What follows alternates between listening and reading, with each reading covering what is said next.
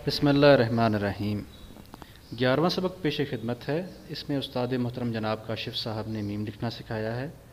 Lecture को आखिर तक देखें लफ्ज़ को मुकम्मल समझने के लिए। अब मीम को देखें आपने किस तरह से बनाना है, बहुत ही इजी वे आपको बताऊंगा। ये देखें, आपने कलम को इस तरह से रखा, आपने इसको थोड़ा सा ऐसे नुक्ता बनाया। एक नुक्ता होता है ये, ठीक है, ये थोड़ा सा इस तरह से आ रहा है, ये हल्का सा राउंड है इस तरह से। हमने इसको उल्टा कर देना, ये चीज ये इस तरह से, ठीक है। और जब आप यहां पे पहुंच जाएंगे तो ये नोक यहां से आपने इसको इसके साथ मिलाना और पूरी कलम रख के इसके नोक के साथ टच करते हुए आपने यहाँ पे पहुंच गए, ठीक है। आपको ये पता होना चाहिए कि यहाँ से ये एक कत होगा, इधर से भी एक कत होगा, और यहाँ से ये जो हमारी इसकी होगी मेजरमेंट वो 2 कत में आएगी।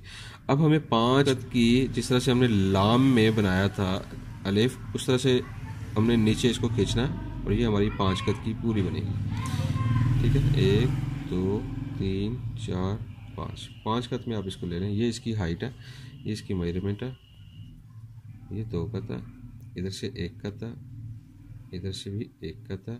इसको आपने नोक के साथ में थोड़ा सा इसकी फिनिशिंग करनी है, यहाँ से राउंड शेप देते हुए, ये देखें इस तरह से, ये इस तरह से, ये आपकी मीम की फिनिशिंग हो गई यहाँ, ठीक है। अभी इसको मैं थोड़ा सा आपको और तरह से, दूसरी तरह से भी बता देता हूँ। ये देखें, ये आपने कलम रखा, यूँ यूँ, ये। अब ये देखें कि जो चीज़ मैंने आपको बताई है, ये यहाँ से आपने इसको थोड़ा सा राउंड करना है इस तरह से, और फिर ये इसको आपने इसके साथ क्रॉस करना है।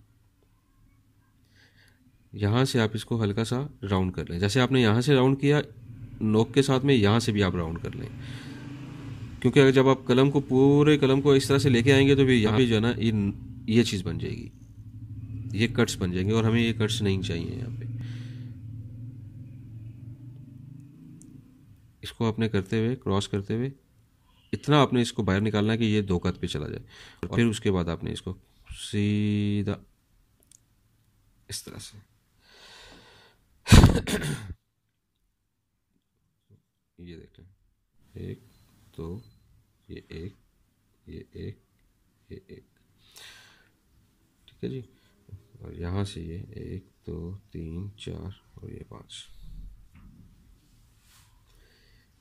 आपने अगर उसको कटे हुए पेन के साथ में या मार्कर के साथ में लिखना चाहें तो भी सेम मेथड है, सेम तरीका है, इसी तरह से आपने इसको बनाना है। शेप आपको याद होनी चाहिए कि लफ्ज़ की शेप कैसे बनती है। वो लफ्ज़ की शेप्स जब आपको इस चीज़ की अवेयरनेस हो जाएगी तो आपके लिए लफ्ज़ों को फॉलो करना मुश्किल नहीं होगा, आप बहुत ईजी हो जाएगा। मज़ीद लेक्चर्स के लिए हमारे चैनल को सब्सक्राइब करें और वीडियो को लाइक ज़रूर करें।